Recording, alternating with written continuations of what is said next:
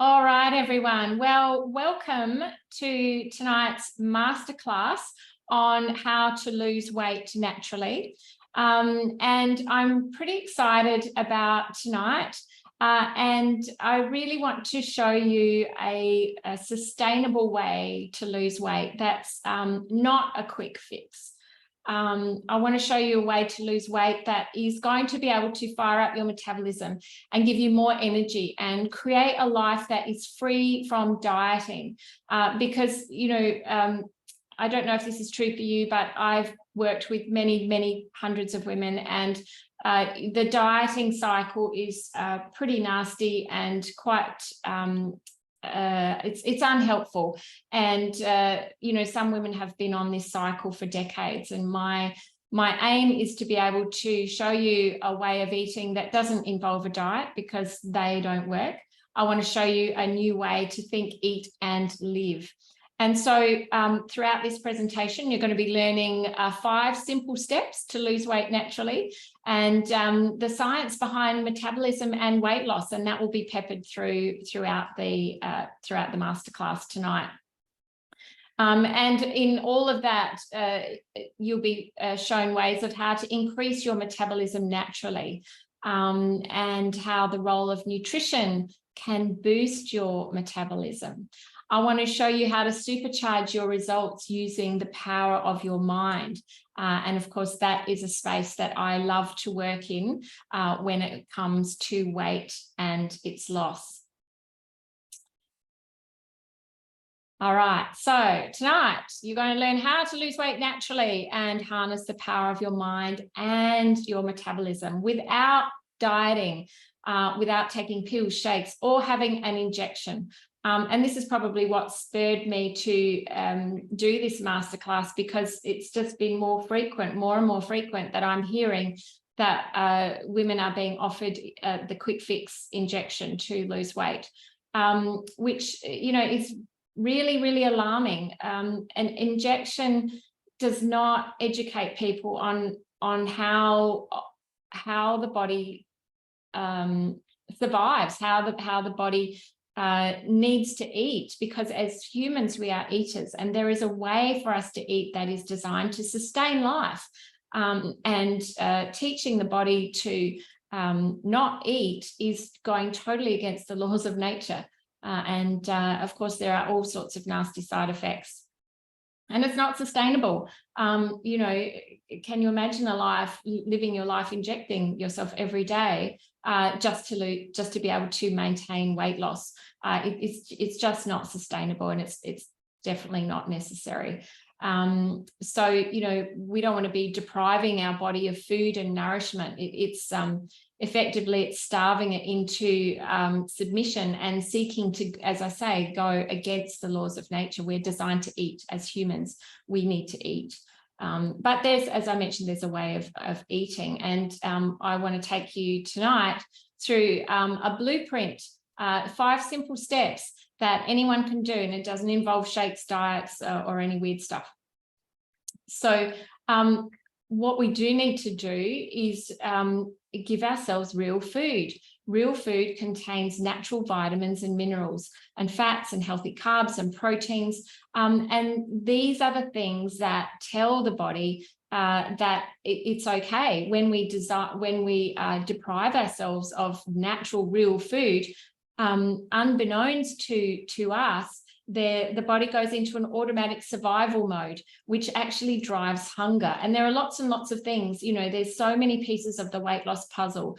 And there are lots of different elements, and calories in, calories out just doesn't cut it. It's very old, outdated science, but unfortunately, a lot of people are still driven by that type of, that thought process.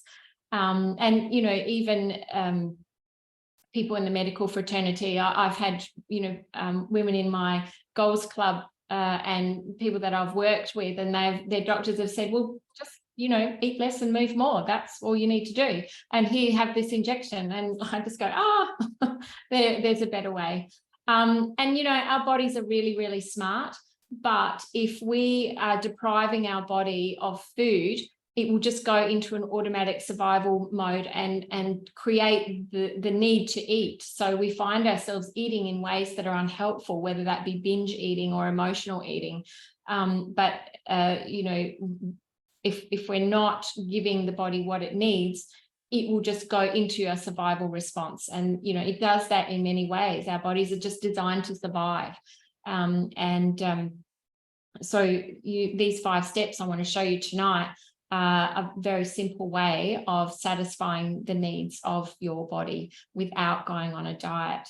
And, you know, there's some interesting stats out there to say that that 98 to 99% of people who go on a diet will put the weight back on within 12 months plus more. And I see this in my office every day. You know, people have lost and gained the same 10 kilos, but actually have gained even more every time, you know, they've gone on some kind of restrictive diet.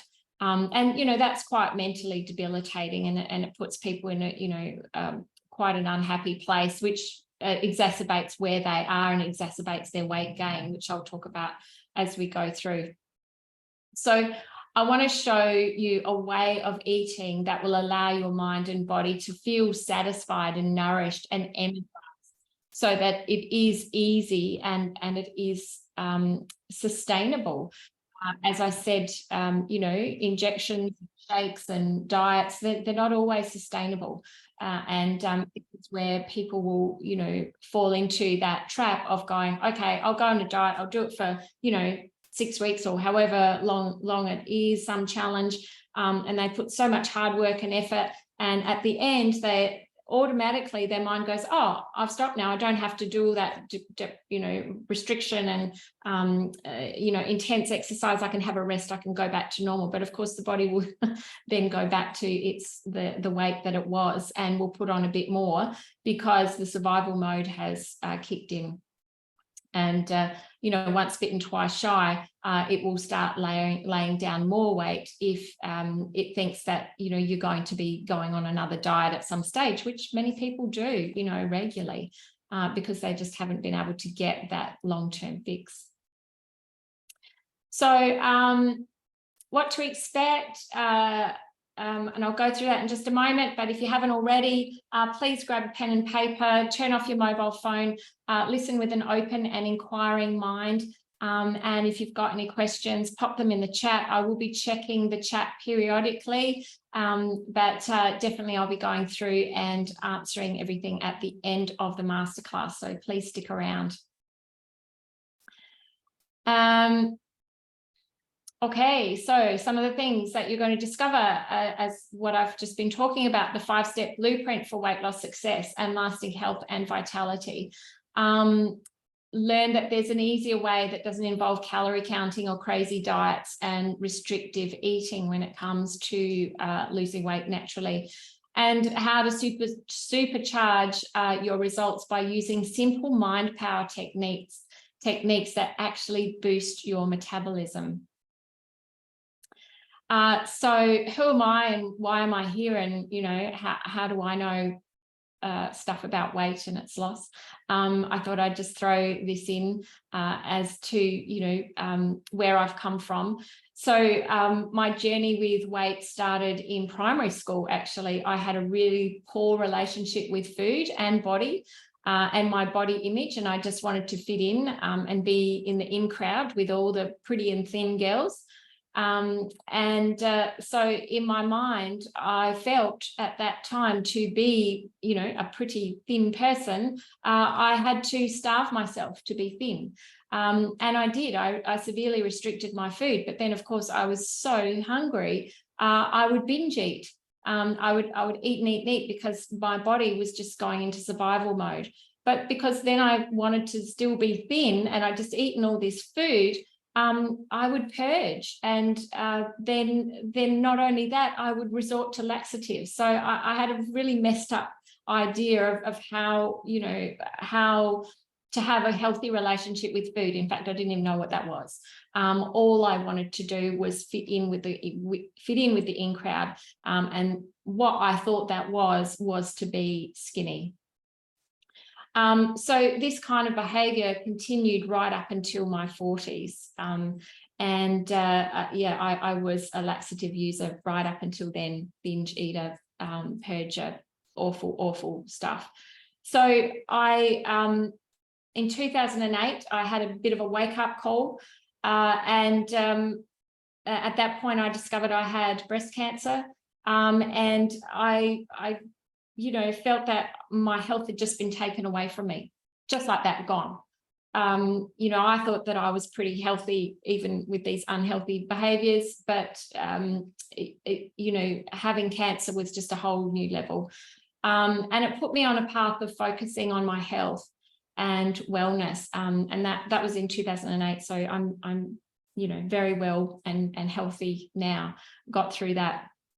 But my oncologist at the time said to me, the best way for you to survive this, Suzanne, is to be fit and healthy. And if you know anything about me or have heard me say in the past, I'm a very literal person. I take things very literally.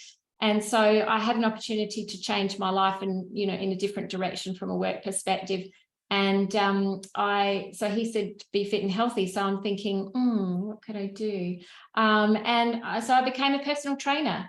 And that's where I felt that I was able to give back and help other people be the fittest and healthiest versions of themselves. But what I noticed, that those that were trying to lose weight were doing it in extreme ways, and they were following quite unhealthy eating behaviors and practices, which were, very out of date. And at that stage, when I was going through boot camp to be a personal trainer, there wasn't a lot of emphasis. It was very much emphasized on, eat less, move more.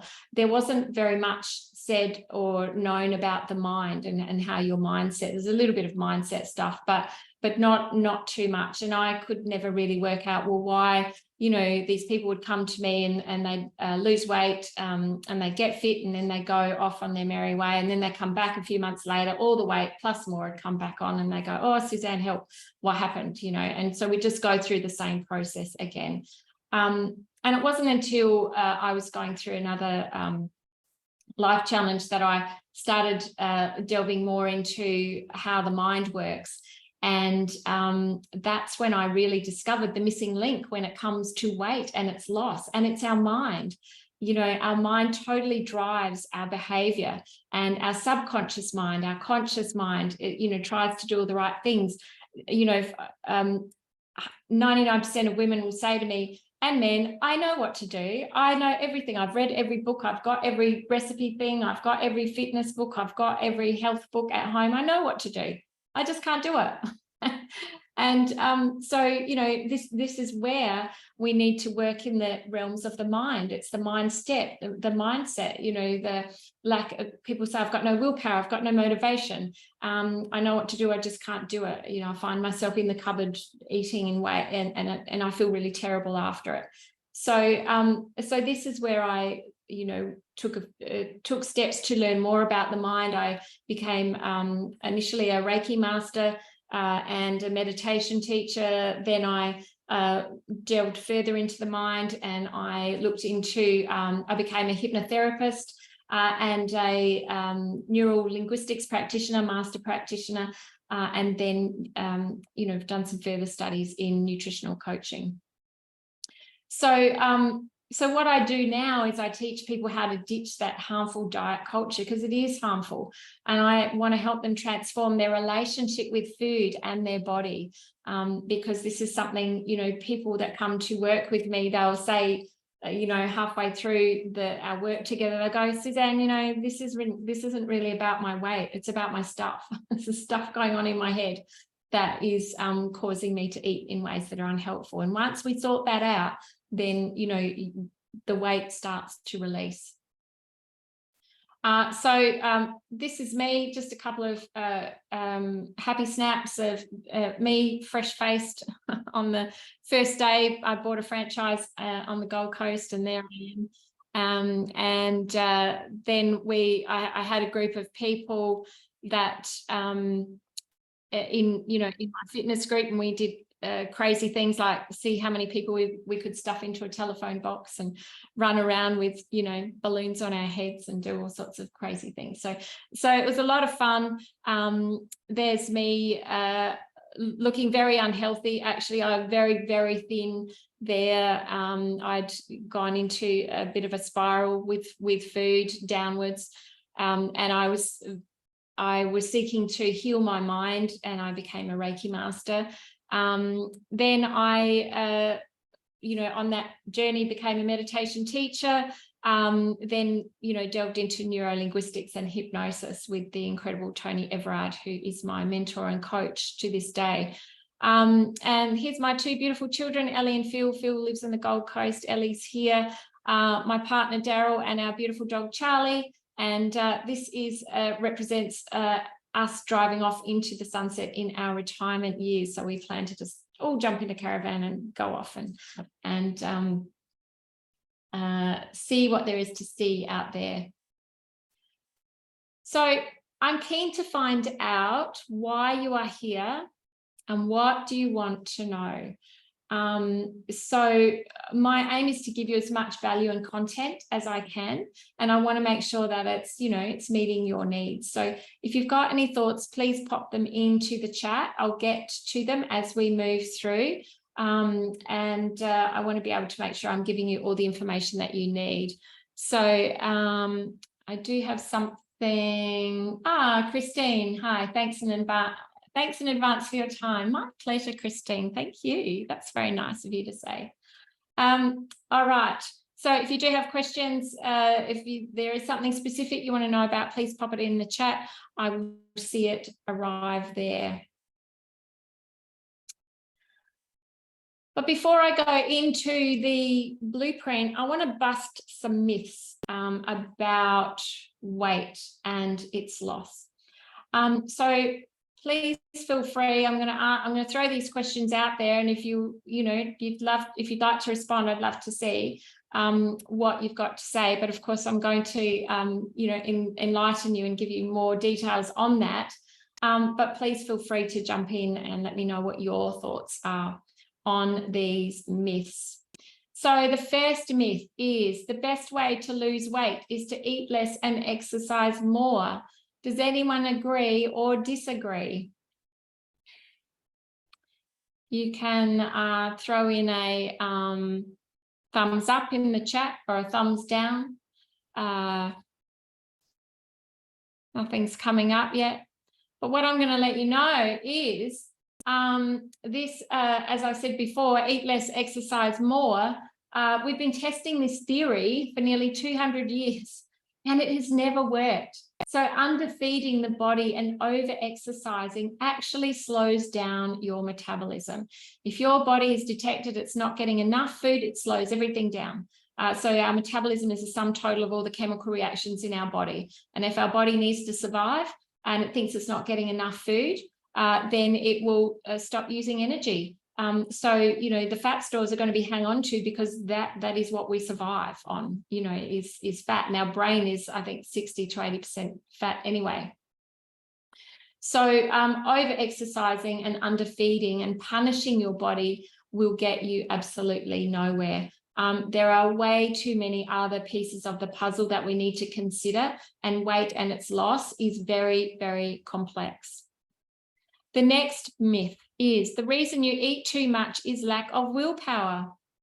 Does anyone out there feel that the reason that they eat too much is lack of willpower? Thumbs up or thumbs down? Any thoughts? Nothing's coming up in the chat. Oh, yep, got something. Let's have a look. Oh, we've got a couple of things. Let me see. Okay, myth one. Yeah, for too many years now, we have heard that from the media. Yes, definitely. Yes, Sylvia. Welcome. Lovely to have you on. And myth two, me. Okay, so willpower. Look, I hear this so often, but, once again, that's a word that we hear a lot of, and we will morph ourselves into whatever we think suits, the occasion. And willpower is, that's actually not, it's not lack of willpower that leads us to eat the things that we don't want to eat. It's actually our biological drive to eat when we're lacking in nutrition, when the body is lacking in pleasure, in awareness, and in high quality food. Our body will drive us to eat, to regulate our emotions. So this is inbuilt into our DNA. And, you know, this is something that we just can't fight. We can't fight the laws of nature. And and it's also rooted in psychology and biology, the psychobiology, the psychology and the biology of the body. The two are totally intertwined and connected. And it's this part of the science of mind-body nutrition, that it's not willpower. There is something going on in your mind, or there's something going on in your body in terms, of, are you getting enough nutrition? Are you eating enough real food? Are you depriving yourself? What is going on in your life? So, you really have to look at the root cause to find out, well, okay, am I unhappy? Is that why I'm eating to self-soothe? And why am I unhappy? Because, as it's wired into our DNA, and we see this as, if you've ever been around a little baby and it's crying, and as soon as it gets the breast or the bottle, bzz, it's quiet. Like within nanoseconds, that baby has quietened down because it's got food. And so, this is what sticks within us. If we're upset, we have food, we'll feel better. But if we use this as a coping mechanism throughout our life, and it's not something that we come up with on our own. That we've sort of come to this conclusion. It's also environmental, that people will give others food and go, here, eat this, you'll feel better. It can be very cultural too. It can be, familial within families. So, but if we use that as a coping mechanism and strategy, then it does become challenging in the weight loss stakes. Okay, oops, there's another one there. Thank you, no worries, Sylvia. Myth number 3, when we eat, as long as you eat the right foods in the right amounts, you'll ensure good health and lose weight. And that sounds like it could be true, doesn't it? Anyone want to have a go at that one? And look, I have to say that even if we're eating the healthiest food in the world with the right nutrition, the right balance of macronutrients, proteins, healthy carbs, healthy fats, if we are eating the perfect meal, but we are eating it under a state of stress, or we're rushing, our body will actually not process and digest that food in a way that the uptake, the body will uptake the nutrition. It will also excrete nutrients. So when we're in a stress state, we will excrete calcium. So it's not only what we eat, it's our environment externally, what's happening externally, and also what's happening in our head, because, nasty negative self-talk and self-attack and mean girl stuff can also affect how your body metabolizes food. So, there are, once again, way too many factors. It's not just, eating the right foods in the right amounts that are going to help you with weight. Another one we've been led to believe is true. Yes, that's right. Yeah, exactly. Because it's very simple. It's very easy. There's really no explanation around it.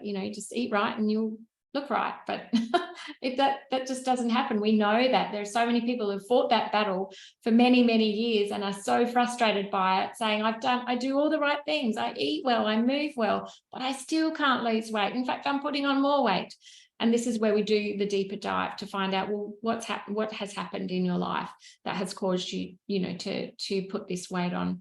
And myth number 4, the experts are your ultimate source of reliable and scientifically accurate nutritional information. Now that one sounds pretty plausible too, doesn't it? But in fact,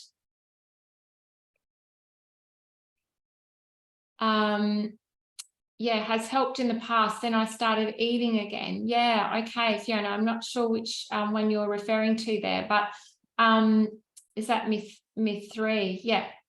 So yeah, some things can last for a short time, but they don't last for a long time. So the best nutritional advice is actually found inside of you. You are your best advisor. Once you take the time to listen to the wisdom of your body, once you've have a good understanding of how your body as a human being needs to eat, and then listen to it, you're the one that is able to give you that information. We've also got our inbuilt ENS, they call it the enteric nervous system, which is the brain and the belly. And we have a brain in the belly, we have a brain in the brain, obviously, and we have brain cells in the heart as well. But whatever happens in your mind affects what happens in your gut, in your belly, in terms of digestion. And whatever's happening in your belly, in your gut, affects what's going on in your mind. So you are, in fact, the best place to work out what is the best source of nutritional information for you. But you need to know how to listen to your body. I've had clients, as I said, in our Goals Club, where women have said, oh, my doctor just told me to, eat less and move more. But that wasn't going to fix her issue, her problem. And so, and it's not their fault. GPs are GPs. They're general. They don't get trained in nutrition. They are of the old beliefs of BMI and calories in, calories out. So that they've got a lot to learn, that they need to know a lot of things, and some things are just taken from old learnings. So yeah, myths and facts. So we've busted all of those. And everybody is very different. Your body will respond differently to someone else's body. So just because someone went on the watermelon diet, I don't even know if there is one, and it's not a diet anyway, but and other people, and in fact I did this as a kid. I heard someone say they were on the lettuce diet, lettuce and sugar, to lose weight, and I went, wow, that's what I'll do. I'll eat lettuce and sugar. And I remember cutting my lettuce in half and putting all this sugar in it and munch, because I heard that someone else lost weight doing that. Crazy. But we're humans. We like to creatures of habit and follow and be social and be amongst people that do something like-minded. So yeah, I just followed that advice. So let's get into the 5-step blueprint, shall we? Just check these notes. Yes, the experts do want us to believe that, but unbeknown to them, sometimes we have access to so much information now, and it's really good to be empowered and look up stuff for yourself, as well as listen to the experts, but always make your own informed decision. So what are we going to talk about tonight, amongst other things? We're going to talk about these 5 things: quality around food and satiation and mood. We're going to talk about balance, and that's balancing macronutrients and putting balance in your life. We're going to talk about the power of slow and how the relationship we have with food often reflects the relationship that we have with life.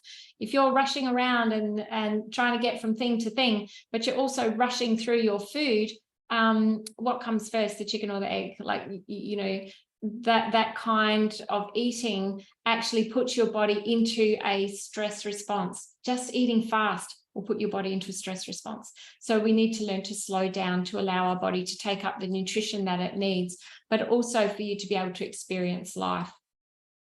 We're going to talk about our incredible mind and how words not only describe our reality, they create our reality, and talking about the mind-body connection. So this is where I was saying before, if you are saying mean things to yourself, that is an internal stressor. You are creating as much stress as is perhaps in your external environment as internally.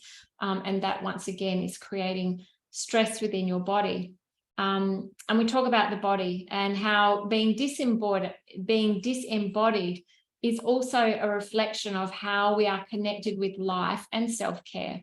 And we want to talk about awareness. Awareness is everything. Once we're aware of something, we can then seek to change it.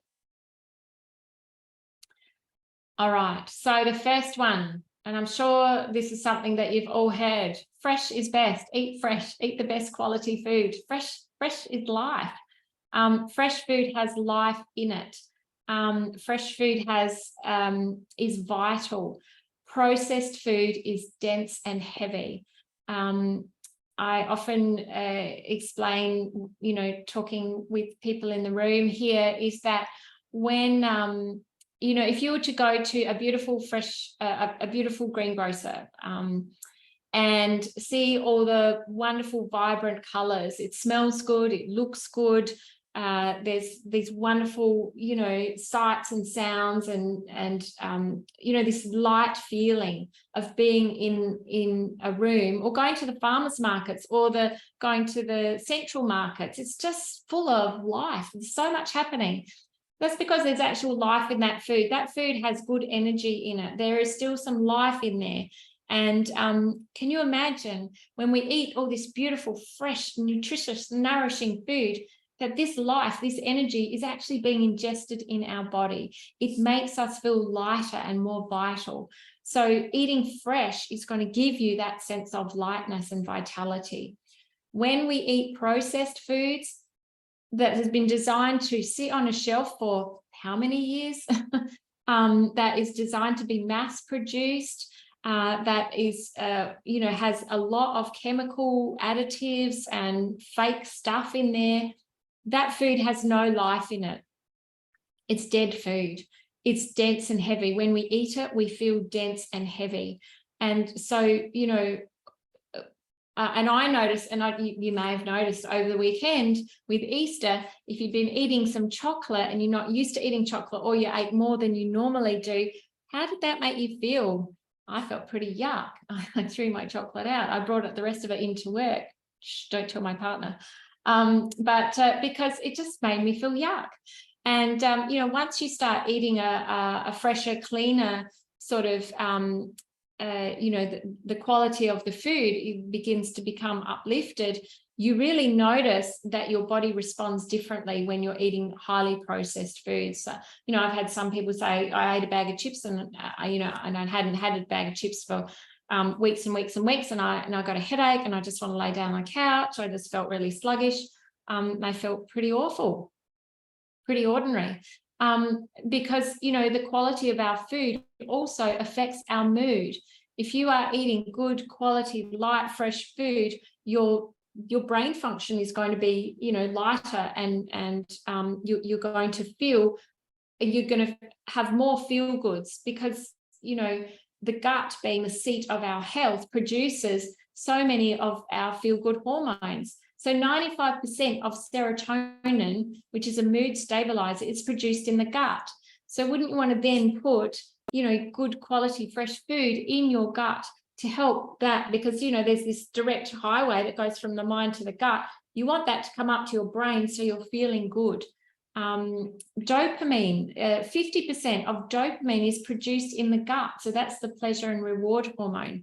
And so once again, produced in the gut, we want to look after these happy hormones and give them what they need. So we get the messages, we get the feel goods in our mind. And so, when we eat fresh, good quality food, we feel lighter, we feel more energized. When we eat processed foods, they make us feel dense and heavy.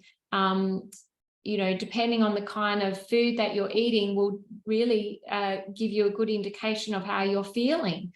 And, when you really stop to think about that, I'm sure that's not a hard thing to connect. When you're eating really good quality food, you're feeling lighter. When you start eating dense, heavy food, you're not going to feel so good. And as one of the quickest fixes, this is what I would say. And if you take nothing else away from today, please take away to improve the quality of your food, because everything will change. You feel lighter, you feel fuller, quicker. You're not going to want to eat as much. It will enhance your metabolic power, because your body is getting all the nutrition that it needs in order to metabolize the food. And so it also helps to promote the wisdom of your body, because you're listening, you're going, oh, wow, that food feels good. Can you remember a time when you've eaten a meal and you've just gone, oh God, that was yummy. I love that food. You know, it tasted really good. There's a memory of it in your mouth, and your gut feels all warm and happy. That is part of listening to the wisdom of your body, and your body is saying, wow, I really enjoyed that meal. That was really, really good. So it helps us to tap into the wisdom of our body when we're listening to it. So, you know, we're not going to eat as much. We're going to feel lighter, more energized. You know, we feel like getting up and going and moving. Whereas if we are eating dense, heavy food, a lot of the time, you know, you can't tell when you're full. You just keep eating because your body's saying, well, I'm not getting a full signal here, you know, so you just keep eating more and more and more, which when you're eating processed foods is not going to give you that message that you've had enough. So this is the biggest single change that will get you results if you're looking to lose weight. And I want to talk to you about one of my clients, Raylene, who was, when I met her, so I worked with Raylene a couple of years ago now. So she was in her 70s, and she'd been made the main carer of her 2 grandchildren.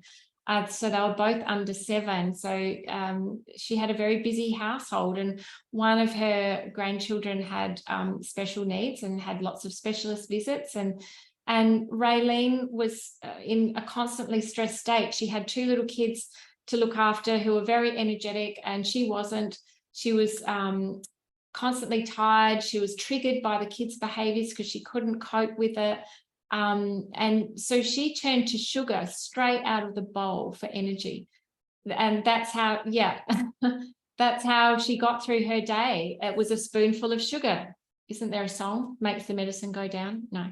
But she would just eat out of the bowl, and that's how she got through her day. And of course, you know, that exacerbated her lack of energy and weight gain. And because she was always tired and, you know, running around with these kids and trying to cope with their needs, she didn't have any time to make healthy, nutritious food. It was always quick and easy. It was always you know, chicken nuggets or some sort of fried thing that you just stuck in the microwave or the oven to heat and eat, and the kids got the same kind of food. It was highly processed. It was always quick and easy food. And so her weight had ballooned, and she was in a huge state of overwhelm and exhaustion, just trying to look after these kids. Her mind didn't work well because she's all foggy. And that's what, you know, eating bread and wheat and gluten and sugar will do. Inflame your mind and your body. And she was constantly tired and with no motivation, and she didn't get out. She was just constantly in this world of chaos, and she didn't know what to do. So she came to see me. What we did, we made a whole heap of changes. We worked on good nutrition, improving the quality of not only her food, but her kids, you know, what she gave to her children. We taught her how to take some time out. We taught her how to change the self-talk, the things that she was saying to herself. And within 6 weeks, she dropped a whole dress size. She was so excited. I think she was in a size 14 to 16 jeans, and she went down to 10 to 12. So she was really, really happy, and she had a much better relationship with her kids because she was calmer. We did a lot of you know, work, deep emotional work as well, letting go of old beliefs and old emotions. So she was able to cope with their behavior, and they were calmer, and she was giving them more time, and they weren't, you know, clinging and trying to get her attention when she was so tired. She just had so much more energy and purpose in life.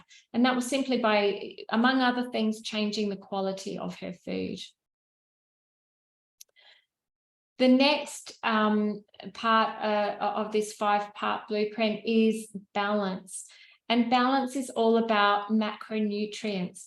And so when I first heard about macronutrients, I thought, oh my God, that's a big word. I don't even know what that means. What is that? But macros, it's not the world of science or personal trainers. It's something that we all really need to know about. And macro just means big. They're the bigger nutrients. So we have the micronutrients, you know, the minerals and vitamins that are in food. They're micronutrients, small ones. Macros are the bigger nutrients, which are proteins. So in meat or vegetables, healthy carbohydrates, which include vegetables and whole grains, not processed wheat and flour and you know, buns and pasta and all those kinds of things. And fresh and healthy fats. So there are just 3 of them, and we need to make sure that we have one of these 3 things in every meal, because they're the basic building blocks of the body. You know, when we make sure we've got those 3 things in each of our meals, once again, you're going to see immediate results, because you're not going to be so hungry. Your body's not driving you to eat food because it felt that it's not getting what it needs. And if it's fresh, nutritious, healthy, nourishing food, you are going to be fuller and not be looking for more than you need. And your body's going to have more energy because it's getting what it needs. So, you know, it has so many positive impacts, and it gives you a balance of food. And not only a balance of food, we need a balance of life as well. You know, making sure that you're looking after yourself and giving yourself time and self-care. But some of the positive impacts of, you know, having balanced meals, a balanced life, is that you're able to have an appetite, like really listen. You will actually be hungry rather than just eating because it's lunchtime, because it's dinner, because, you know, people are out. You'll have more energy. You'll have a better mood. You'll diminish binge eating and overeating, because, you know, your body gets the message, I've got enough, I've had enough food, I don't need any more. It will help with emotional eating. It will help with your immune system, your digestive system, your hair, skin and nails are going to be better. You're going to get everything that your body needs just by making sure that you're getting the building blocks of, you know, life. It's really important also to be the curious scientist and the nutritional explorer of your own body. So if something doesn't feel right, it's not right. Try something else. Keep working on doing different things, eating different foods. And, you know, if you feel like, oh, your breakfasts are very carb loaded, you know, sugary cereals, or you're not having breakfast at all, just try it out, experiment. Try out having, you know, some scrambled eggs. Takes 2 minutes to have scrambled eggs, throw in a bunch of spinach, and, you know, chop up some avocado or cook it in olive oil. You're covering off on the proteins, healthy carbs, healthy fats, and you will feel fuller for longer. You won't be looking for more. If you're having sugary sort of breakfast cereals, sugar begets sugar. The more sugar you have, the more that you want. And, you know, that's going to cause issues with insulin, and that is going to cause weight gain. So be the curious scientist of your own body. Try out some new things. Be a nutritional explorer. Listen to your body. And food diaries are a great way to keep track of food and what you're doing, how you're eating, what you're feeling. Are you eating more than you need? Are you over snacking? Just check it out. Did I have enough food today?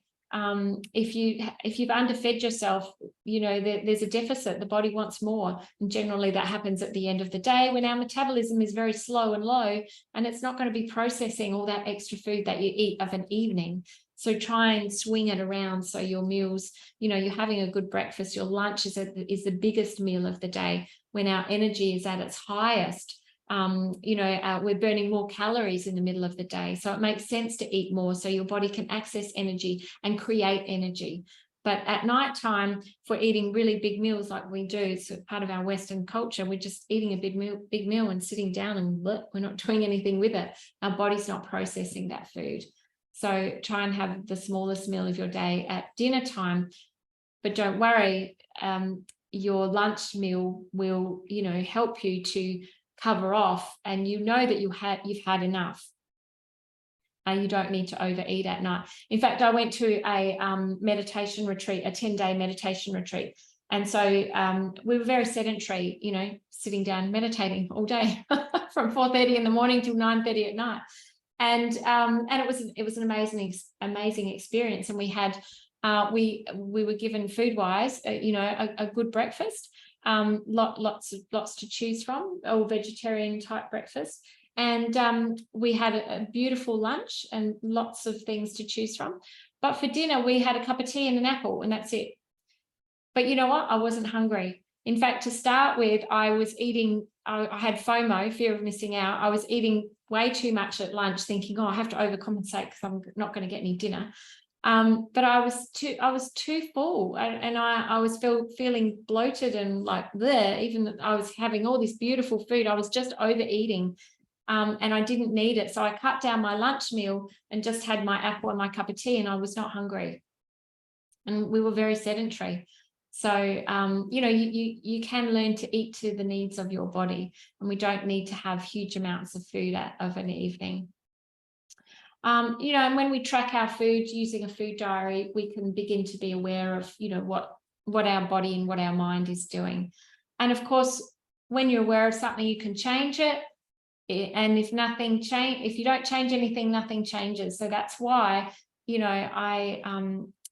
I really would encourage you to, if you're not happy with how you're eating and what you're doing now, change it, do something different, and note it, write it down so you can see that, oh, yes, that worked. Yes, no, that didn't work. We won't try that one again. Just follow on that path and see where it takes you.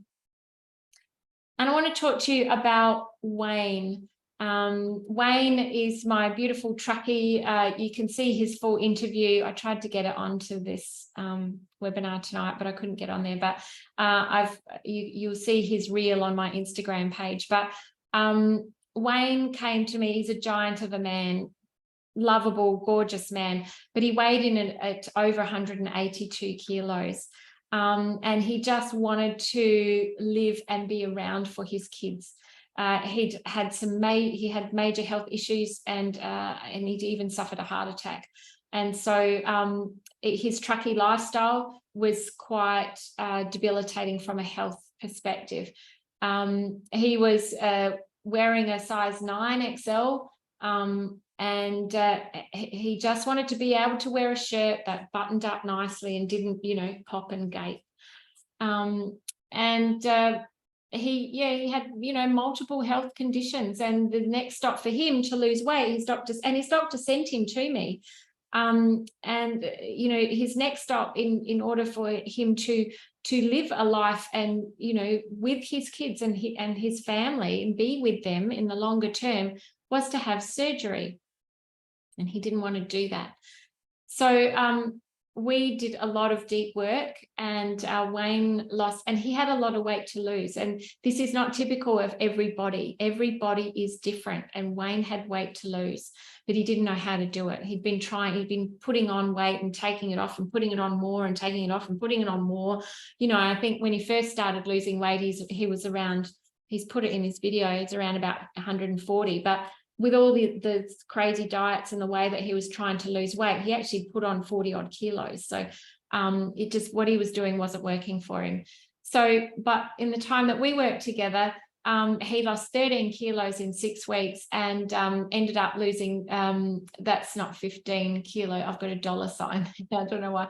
He's lost 15 kilos in 9 weeks, and he was down to a 5XL. And he was just so exuberant. He'd come in, I'd say, how are you, Wayne? He said, oh, I'm amazing. I feel so good. I'm pumped up.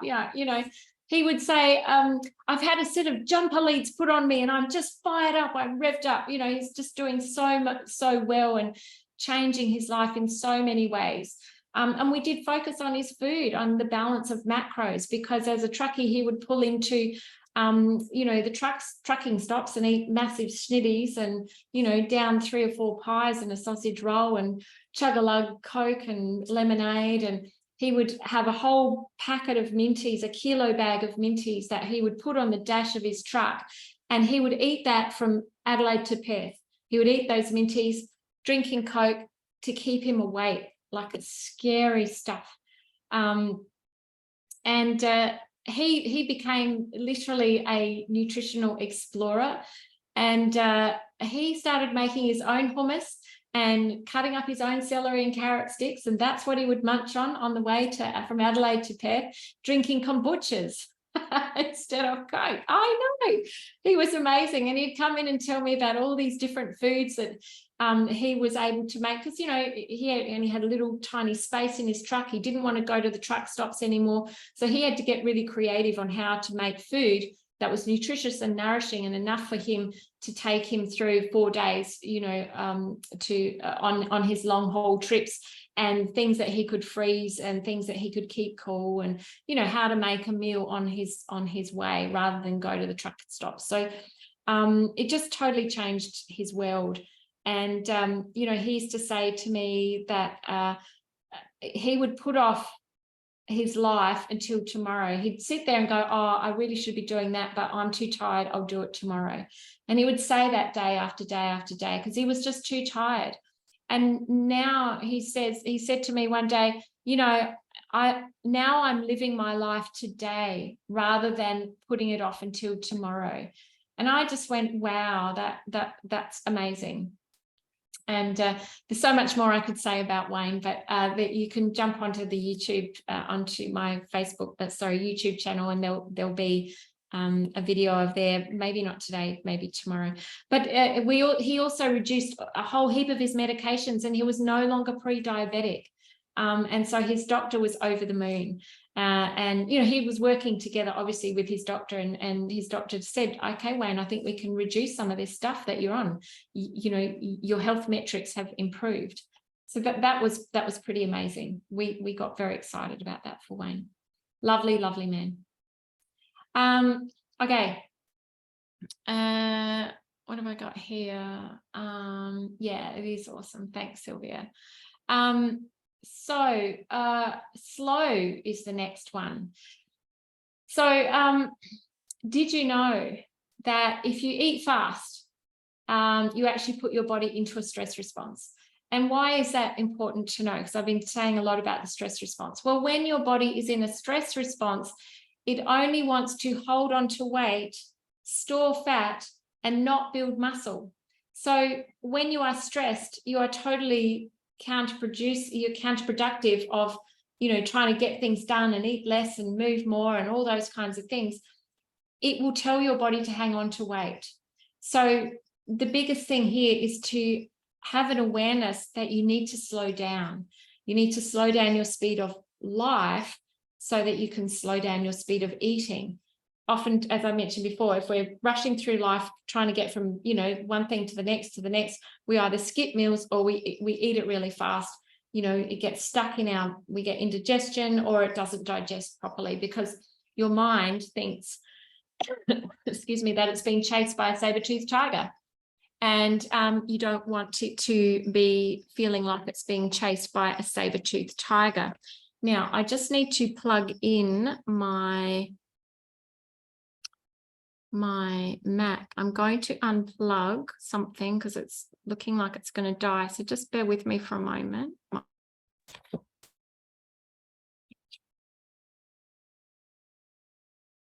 Okay. Am I still here? Yes. Yes, good. Just lost lights, I think, and I've lost my camera, but that's okay. The other camera should be working. All right, so yeah, the power of slow is when we are working at a very fast pace, we're very mindless as well, and mindless lies in the realms of the subconscious. We do things out of habit, and when we're doing these things out of habit, we're not really listening to our body. We're doing stuff that has worked in the past it has and hasn't worked, but we're not really thinking about what we're doing, so it can be quite detrimental. When we slow down, we start to listen to the needs of our body. And when you slow down, particularly when you eat, there's a technique. Oh, I have lost my camera. Why have I lost my camera? Just bear with me, sorry, while I put my camera back on. There I am. Okay. So when we slow down our food, we are actually going to be able to eat less. We'll notice that we don't need to eat so much. We can listen to the wisdom of our body, which will tell us that. And when you're not eating as much, you know, your portion sizes begin to reduce, your stress levels begin to reduce when you're slowing down, and you will start to notice a difference in weight. So, and this is a practice. It's very much a practice, slowing down to speed up weight loss. So once again, on my YouTube channel, you'll find a video. It's called Breathe, Eat, Repeat. And it's really about sitting down in front of a meal, taking 5 slow, deep breaths before you hook into that meal, and then eating your food, chewing it really, really well. Put your knife and fork down. Once you've swallowed your food, take a big, deep breath in. Then take up the knife and fork, put more food in your mouth, hands down, chew that food again. What's happening is you're putting more oxygen into your body every time you eat. And in actual fact, our body will burn more calories with more oxygen inside of us. So instead of doing a HIIT exercise, you know, high intensity interval training for 20 or 30 minutes a day, why not just breathe all day and breathe when you're eating? Because this is where you will find that your body will burn more calories, and you'll get a bigger bang for your buck, so to speak. So that's all about slowing down. And I want to talk to you about Deirdre, who was a very, very busy person. She was a business owner, plus she held down another day job. So she had she ran a cleaning business at night, and she worked in a aged care home during the day. She was constantly at work. I think she was only home for 4 hours a day, you know, awake, and then she was asleep for the rest of the time. She had no time to make any meals, and she was constantly tired, and she was always hungry. And she was only ever eating quick and easy processed foods, because she just did not have time. She was constantly rushing around to get everything done in a short space of time, because she only had like 4 hours in a day to do anything. The rest of the time she was either getting ready for work, coming home from work, or in bed. And, you know, her night job, I think she worked till 1 o'clock in the morning. So, you know, she was home, and her morning job was from 7 till 12. And then, you know, she had from 1 till 4 or 1 till 5. And then she was back at work from 6 till 1 in the morning. It's crazy. So I don't know how she got through that. But she was always putting herself as a low priority, and she never gave herself time to really truly rest her mind and her body. So what we did, we taught her to once again change the quality of her food so that she could have more energy. We gave her tips and strategies of how to slow down and just let go. She had all these beliefs in her that she had to work harder instead of smarter. So it was very much a cultural thing, and she, you know, had to send money back home, and I think she came from Poland, and you know, that was how she was brought up. That was how her family operated. They just worked constantly, and so she, in her mind, that's what she had to do as well. Even though her husband and her children would say to her, "Don't work so much. You don't need these 2 jobs." She still continued to do it. So within 3 weeks, Deirdre had dropped 3 kilos. And by week 10, we got together after a couple of weeks from finishing. She'd actually rearranged her whole life, and she began to focus on her own business. And she dropped the other job, and she was earning more, but working less. So just looking at the chat there, yeah, Fiona's saying, yeah, something you need to do, breathe, eat, repeat. Yes, it's such a powerful strategy, and you'll really notice a huge difference. Okay, my favorite, the mind. This is the missing link. I tell you, everyone, this is the thing that is missing that stops people from losing weight in a way that's easy and sustainable. So that iceberg there represents our mind, in that we only ever, when you see an iceberg, you only ever see the very tip of it, even though they're, massive, huge things. There's, 4 or 5 times that much again under the water. So this is a representation of our mind, our conscious mind. We only use 2 to 5% of our conscious thinking mind. Isn't that incredible? With all the stuff that goes on in our head, all the things that we do, on a day-to-day basis, the amount of things that are stuffed in our head, we're only using 2 to 5% of it. The rest, all our habits and behaviors, lay in the subconscious mind underneath the water. This is where our mind is the most powerful, is in the subconscious. It's one of the strongest, most powerful parts of you. And this power of, the power of the mind, together with your imagination, can create the biggest successes in your life or the biggest failures. They can create the greatest happiness or the greatest unhappiness. Our thoughts can bring about the best opportunities, or our thoughts can be our biggest obstacles. And all of this is housed in the power of your mind, which you have control of, incidentally. A lot of people don't realize this. The power of the mind is so amazing. We have control over it, and we can change it. And this is where the science of neuroplasticity comes in, that, it's likened to a big lump of plastic. Obviously it's not, but it's changeable. Like, we can mold it, like we can mold plastic, we can mold our mind. We just need, the know-how on how to do it. And a lot of it is awareness. And so, what's happening in our mind over time, the behaviors that we do, they do become habits, and they do become mindless. And if you're overeating, binge eating, emotional eating, whatever it is you're doing, if you've been doing it for a long time, not only is it affecting you emotionally and physically, it's a habit that's inbuilt in your mind, which is causing an extra stressor, and then, exacerbating those unhelpful behaviors.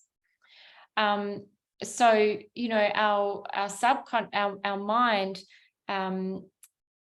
when it comes to behaviors and triggers and habits, these are caused, the behavior is caused by a trigger, which can be a location or a time of day. It can be an emotional state, and can be any preceding action, which leads to a behavior.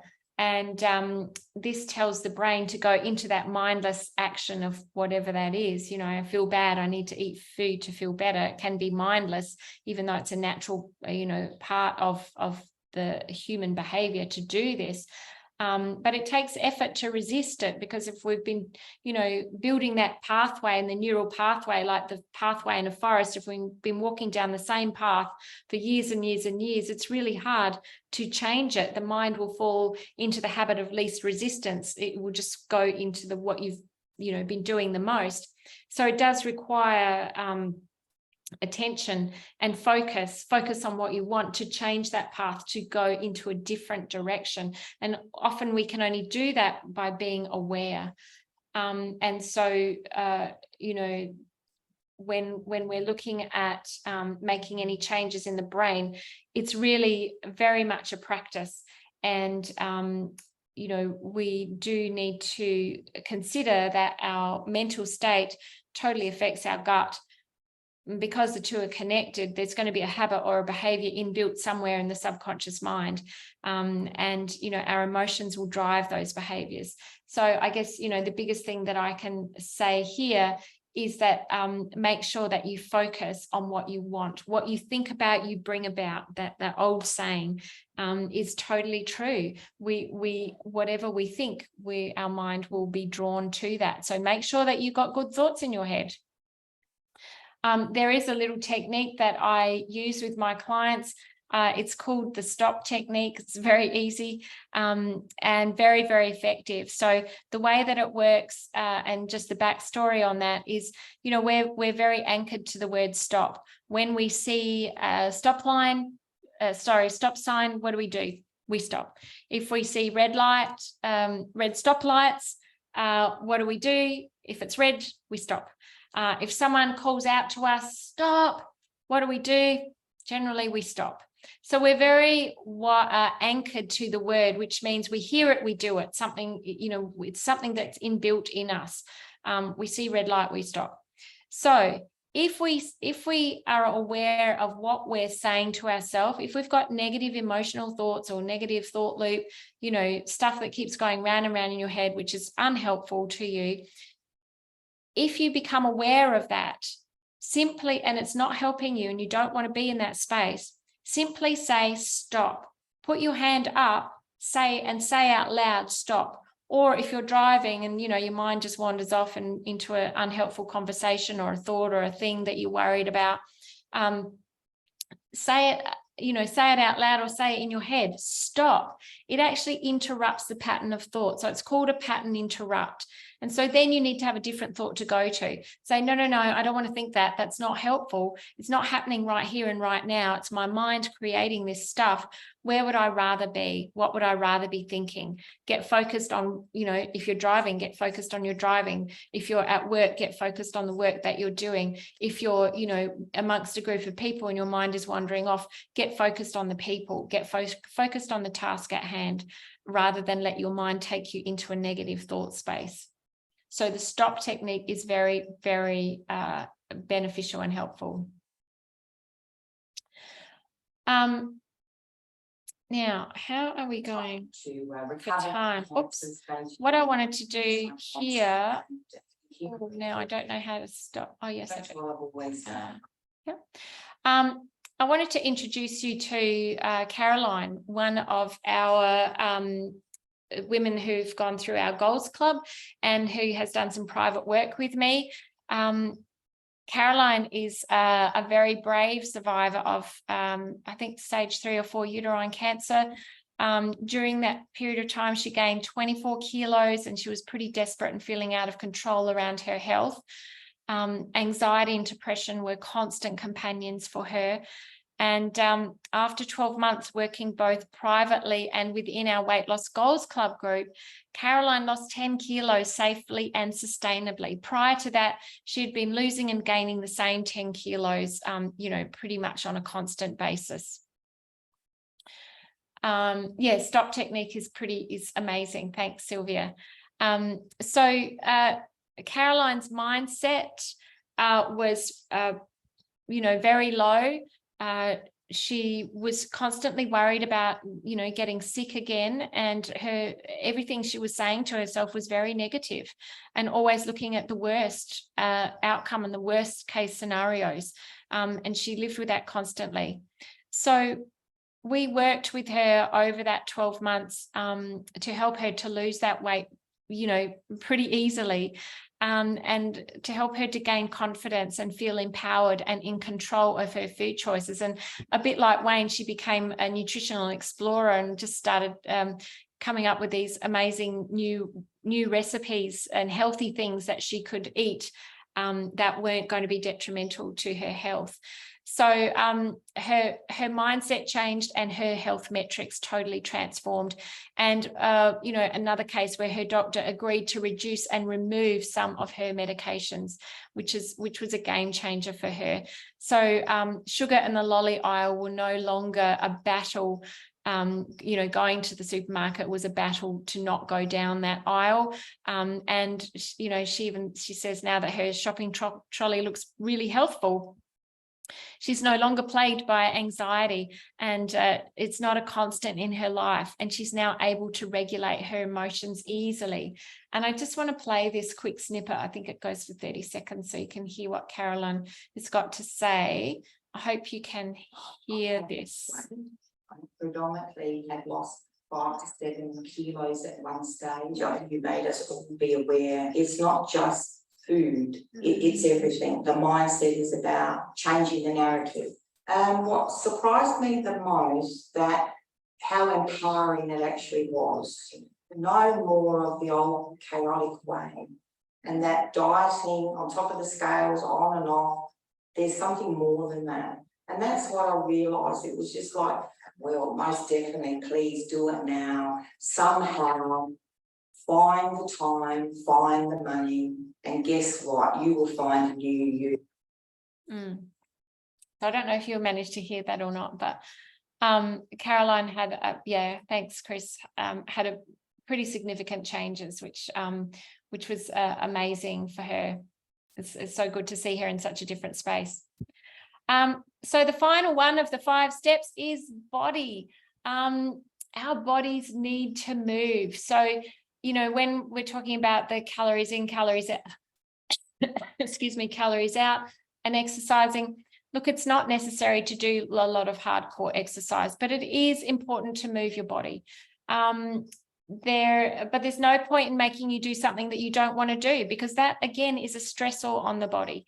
And you know, when we're in a stress state, the body all it wants to do is hold on to weight, hang on to fat, and not build muscle. And if you're exercising, you know, super hard and not seeing any results, return on investment, then that's going to just add to your angst and sense of frustration, which is not where you want to be.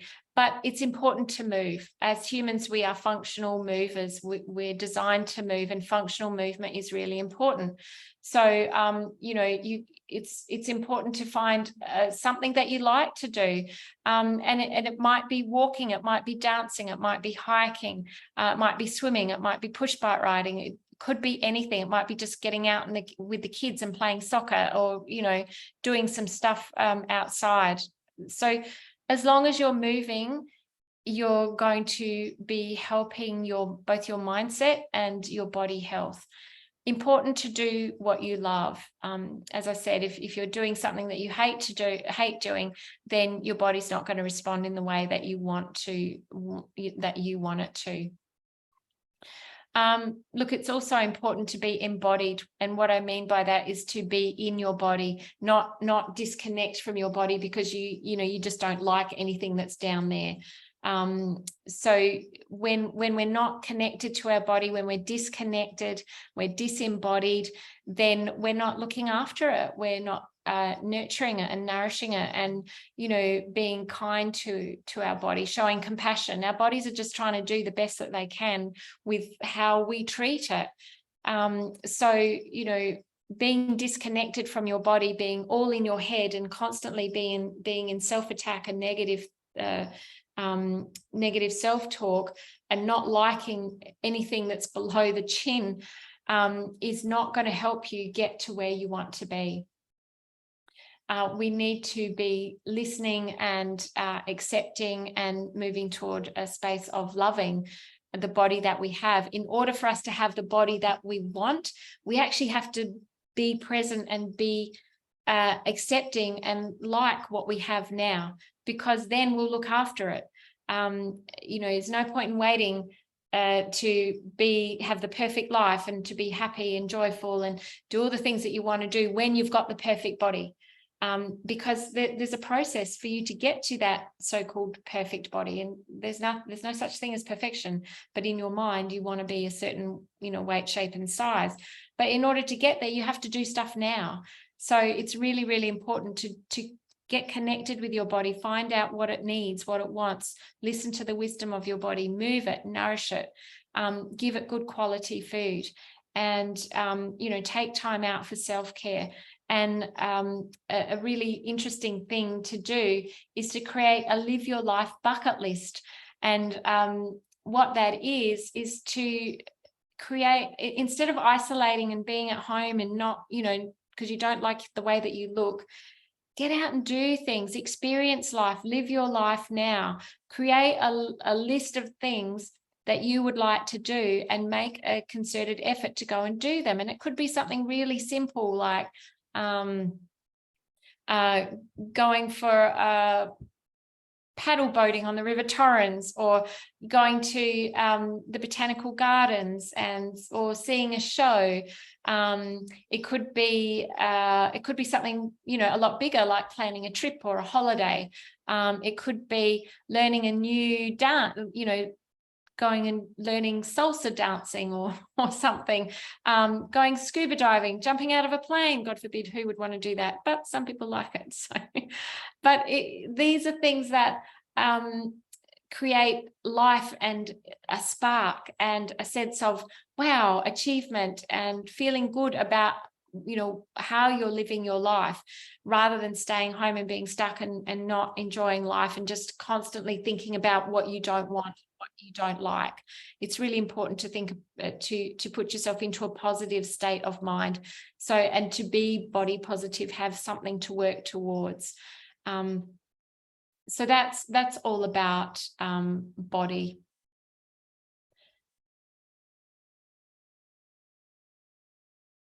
Yeah. Okay, so yeah, Sylvie's saying yes, heard it. Great stuff, Caroline. Yeah, great. All righty. So another client of mine, Nerida, we haven't finished working together yet, but she is, you know, running a family business from home. She's got 4 kids, 4 adults at home, plus her husband. And she's came to me with a total lack of interest in food, and she was very unhappy with her weight. And both of her parents had health issues, and which she wanted to avoid, and she could see herself, you know, moving into that space. Stress was very much a contributing factor to her mum's illness, and Nerida was, you know, facing a lot of stress in her life. She felt like she was always doing stuff for everyone else. And she was now ready to just wake up and regain her passion for life and food, but she didn't really know how to do that. But she was very negative around her body. She was also feeling very unfocused in life, and just going through the motions, doing what she had to do. Interestingly, during our work, Nerida became quite sick with COVID. And in fact, this was a game changer for her, because she was then able to allow herself to rest, and her family, whom she'd done everything for her family all the time, and they were very dependent on her, these 4 adults and husband, and plus she was running a family business and looking after the house and doing everything else for everyone else. They suddenly had to, do stuff for themselves. And so through absolute necessity, she had to say no. And she had to let go of stuff that wasn't, really 100% needed all the time. And she discovered this because the business didn't fall into a hole. No one died, nothing dramatically changed if she didn't do all the things that she used to do. But she was then able to set boundaries and look after her body, food, nourish, rest, self-care, and create time to live a healthier lifestyle. So, checking in with her body and becoming more embodied and connected with her body allowed her to see a whole lot of other things that needed changing in her life, which she was able to, and is feeling a whole lot better about, where she is in life. And so there we have it. We've been through those 5 blueprints, 5 steps of quality, balance, slow, mind, and body, and how that can affect people in many different ways. And what I want to talk to you more about now is how those people got such incredible results with the Mind Body Weight Reset program.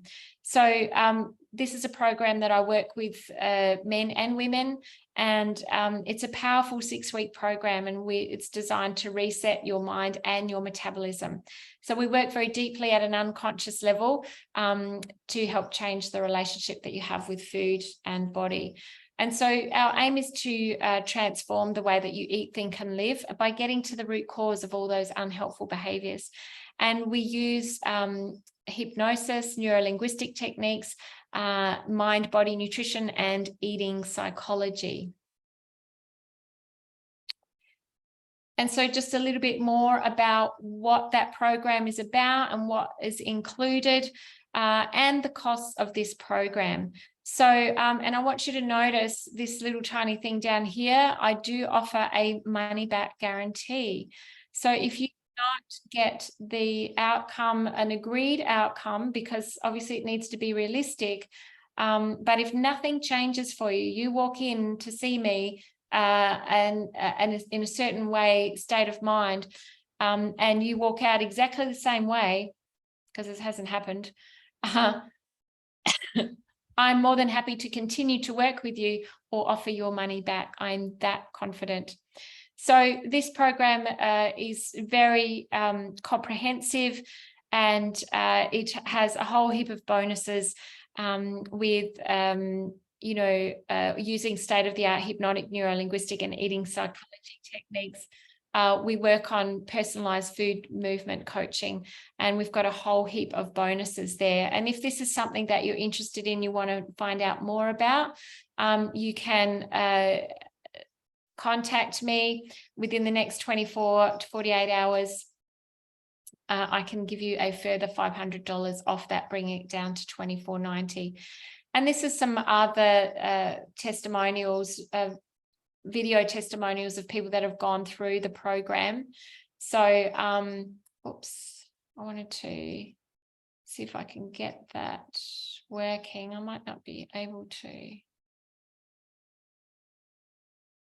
No, it's not going to work for me today, but these are a whole heap of people that have gone through the program. You can find this again on YouTube. So we have Alana that lost 10 kilos in 12 weeks, Lisa, who has a very science-based background as a naturopath, and she was very skeptical about hypnosis and whether or not it would work for her. She lost 6 kilos, and she was blown away by, the state of mind and everything that changed for her there. We had Jo, who had been weighing and measuring everything for the last 25 years. She was really stuck in a food prison, and she lost 3 kilos in 5 weeks and a full load of mental baggage, and she didn't have to weigh or measure anything again. So some really great outcomes there. And there are more client reviews here. Renee, her doctor is the same. She has the same doctor as Wayne, sent her to me, and she lost 9 kilos and 41 centimeters from around her body during our time working together.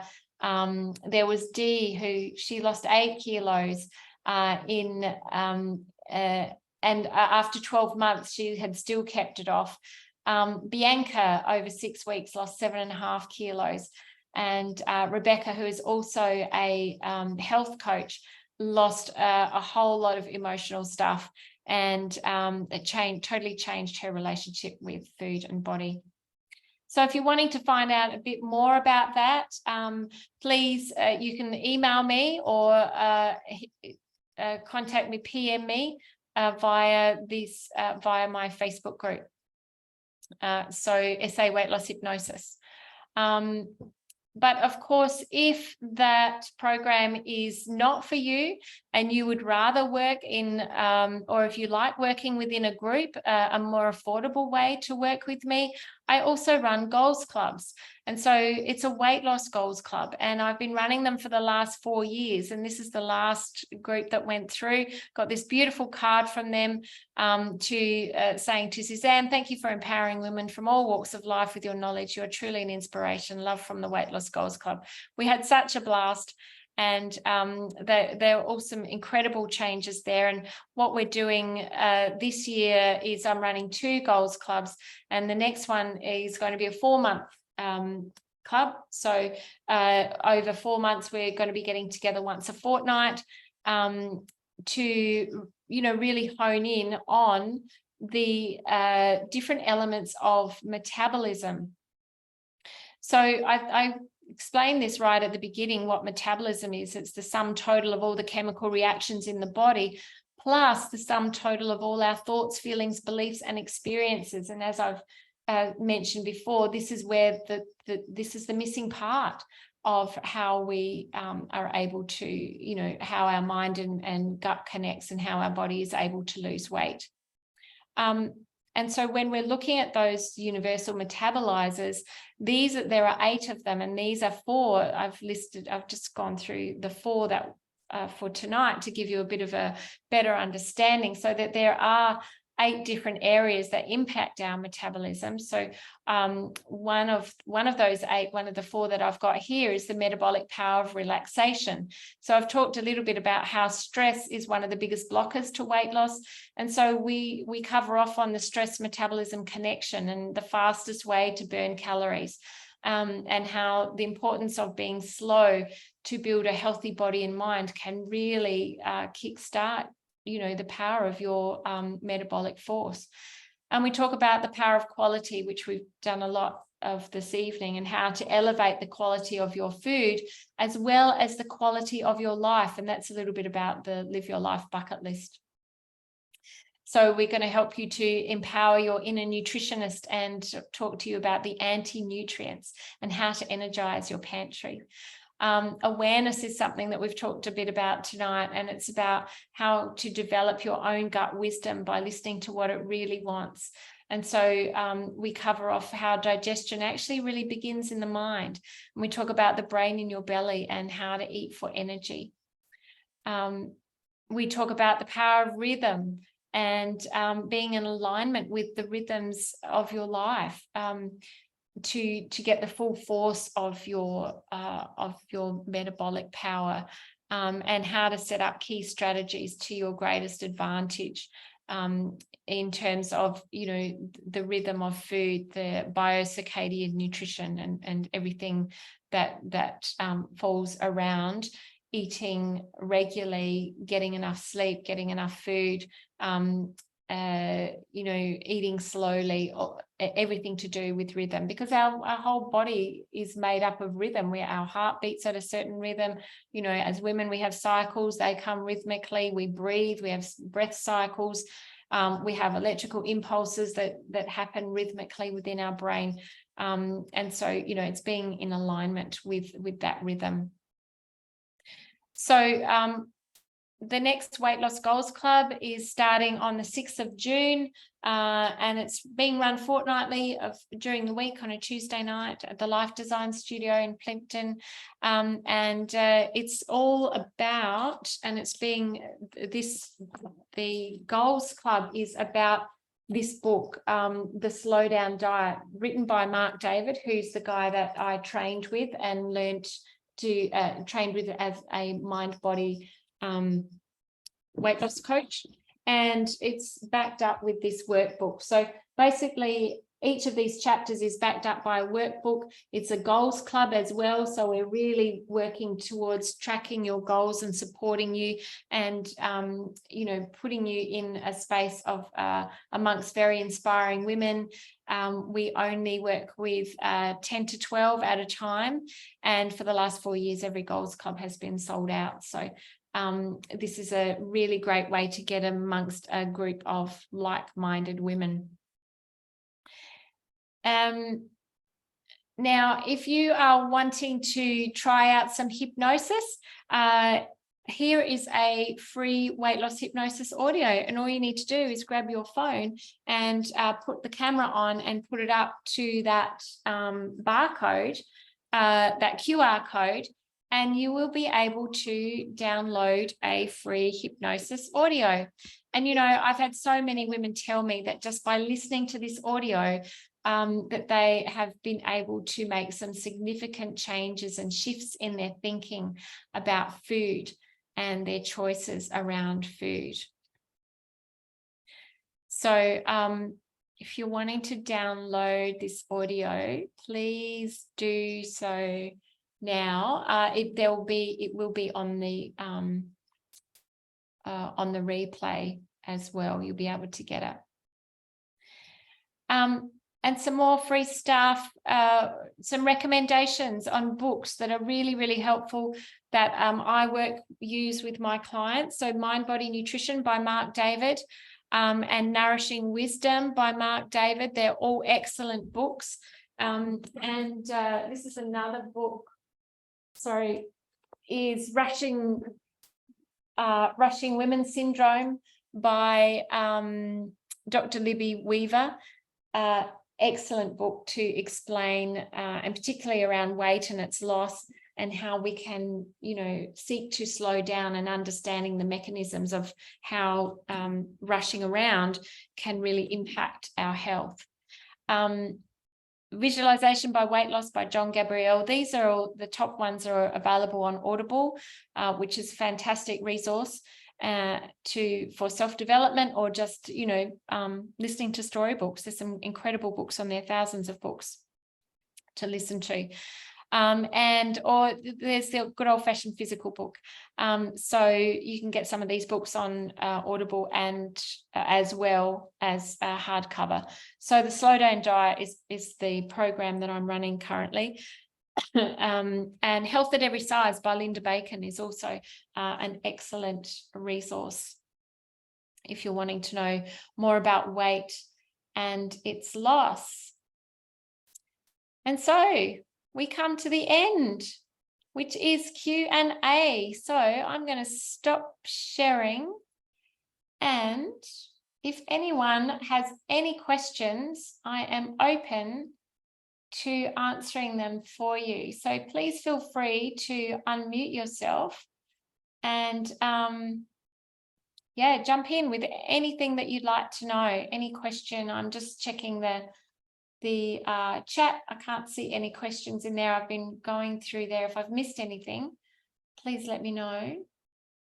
But does anyone have any questions about anything about diet, weight, metabolism, anything going on for you that you'd like to share, or you would like some guidance or help on? This is a great opportunity to get some help here tonight. Nope, nothing coming through. Nothing coming through in the chat. Okay. Well, I want to thank you all for jumping in tonight. It's been, old beliefs. Okay, Fiona. Is that something you would like to talk about now? Old beliefs. Feel free to unmute yourself. No worries, Chris. Thank you. How do you break them? Oh, yes. All right. So, yes, that is, that's quite a big topic, old beliefs. Our old beliefs, really, a lot of them come from childhood, learned behavior. Our beliefs can come from passed down to us generationally. And some people believe that they're passed down, from past life. So beliefs are obviously something that we believe in, and we constantly reinforce in the mind around, what that is, and how what we think, obviously. But if we continue to reinforce that belief, there's that path in the forest where we're creating a neural pathway and a belief. We're telling ourselves the same thing over and over again. We're really embedding that belief in our brain. So we're really creating a very strong pathway that's leading us to that belief. And we've done that over generally over many years. And it's something that becomes quite mindless. We find ourselves thinking things without actually consciously creating it. So the thing with an old belief is to really challenge that, and firstly ask yourself, is this belief true? And you might say, well, yes, it's true because that's what I believe. But then I would say to yourself again, I'd ask yourself again, is that really true? And, really be open and honest with yourself. And then ask yourself the question, and, the answer might be yes. The answer might be no, that's not really true. It's just something that I believe, and I actually don't really know why I believe that, but that's what it is. you could then say to yourself, well, where would I be without that belief? What would life be like for me without that belief? And so write it out, like, you know, really journal on that, and really focus on, well, what would life be like without it, rather than keep, you know, referring to it as if it is still there. And then you could ask yourself, so how am I going to actually, you know, what would I rather do? So you've asked yourself, is that true? How would you rather feel?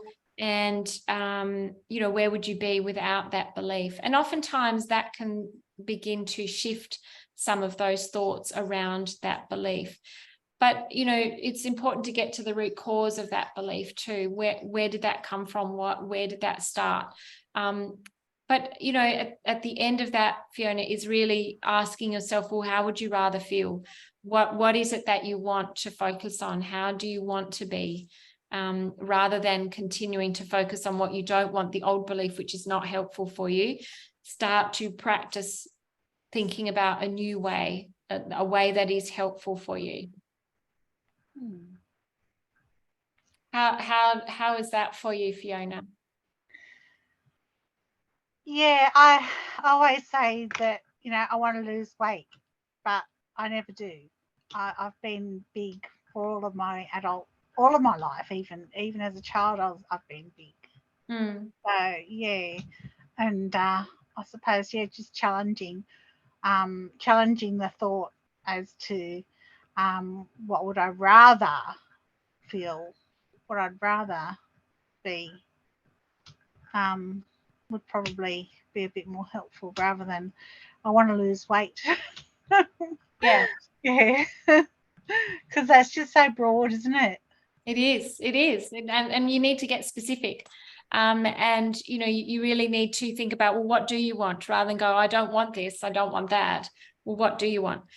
And then get even more specific. And so if you don't want that, well, what do you want, and how can you get that? What is it that you need to do or change? Or, you know, what is it that you need to be aware of? And, you know, going to those 5 basics. Firstly, the quality of your food, making sure that you're eating fresh, healthy, nourishing food, and that, you know, you've got the right balance of macronutrients that will prevent you from eating more than you need, really slowing down. So break it down into all of those components, and keep a food diary so that you can be accountable and keep track of what you're doing. The thing is, if we don't take action, nothing changes. And so, you know, with any of the work that I do with people, that they've got to take the action. The work that we do is not magic. I'm not magically fixing you. It's very much a do with thing, but making sure that you are being accountable to yourself and taking the action, just small baby steps, just practice. Yeah. I think, like I was saying before, I lost about 20 kilos when I started to look at portion sizes. Yeah, wow, great.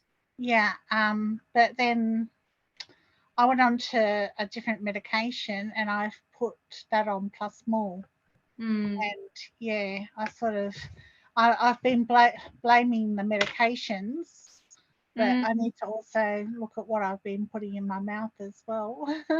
Yes, yeah, that's right. And as I said, awareness is everything. Once you're aware of something, you can seek to change it.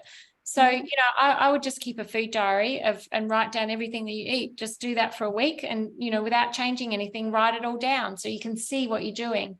And then have a look at it and go, okay, what can I do here? What can I change? How can I support myself in my own success? Rather than think about what you can't do, you know, what you're not doing. Just look at it and chunk it down. I have been writing down what I've been eating for my diabetic clinic. Great. Okay. Yeah. And they're like, you need to add more protein and fresh fruit and vegetables. Yes. So, yeah.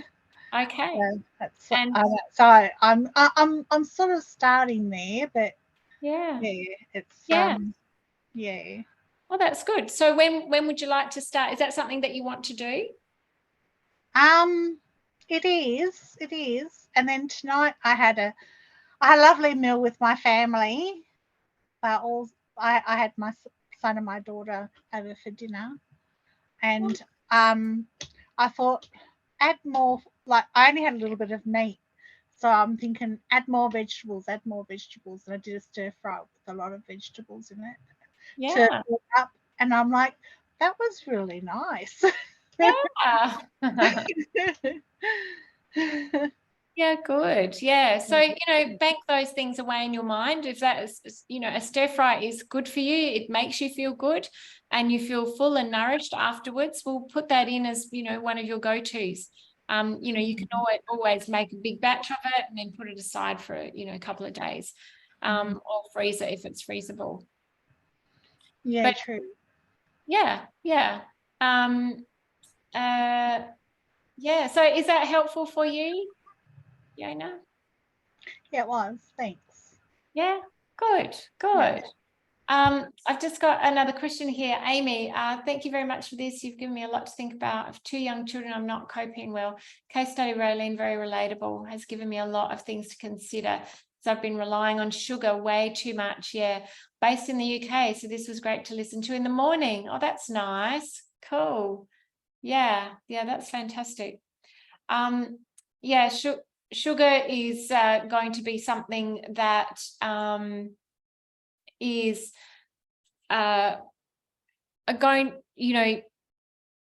sugar is going to contribute to weight gain, basically.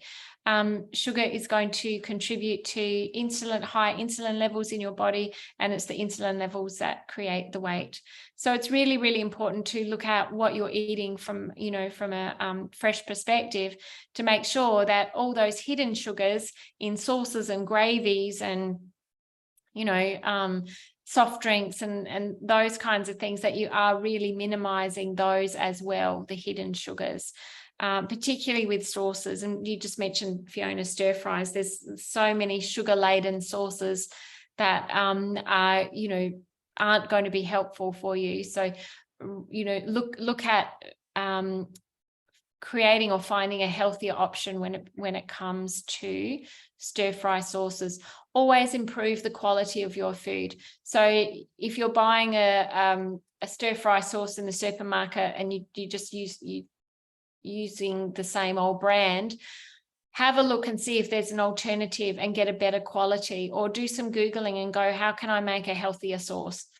How can I make a healthier gravy? How can I, those canned gravies full of maltodextrin. Maltodextrin is just a sugar derivative, and it's the first thing that's on the label in the ingredients, which means the bulk of that, Gravox is sugar. You can make a really yummy natural gravy from actual gravy juices. So,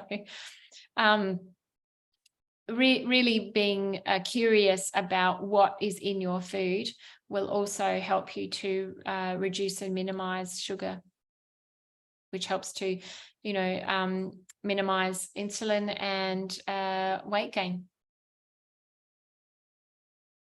Yeah. Got another message. What have we got? Good night. Yes. Good night, Joe. Thank you. Yes. Does anyone else have any questions or anything that they would like to know or talk about? No. What's the price of the Goals Club for? Sorry. Yes. Thank you, Chris. So Goals Club is normally it's $790, but tonight you can have it for $690. So if you would like to get into Goals Club, then please PM me, send me a private message via Facebook or email, and I will send you a link to Goals Club. So that's a much more affordable way to work with me and with other women, and it's a lot of fun. It's a lot of support.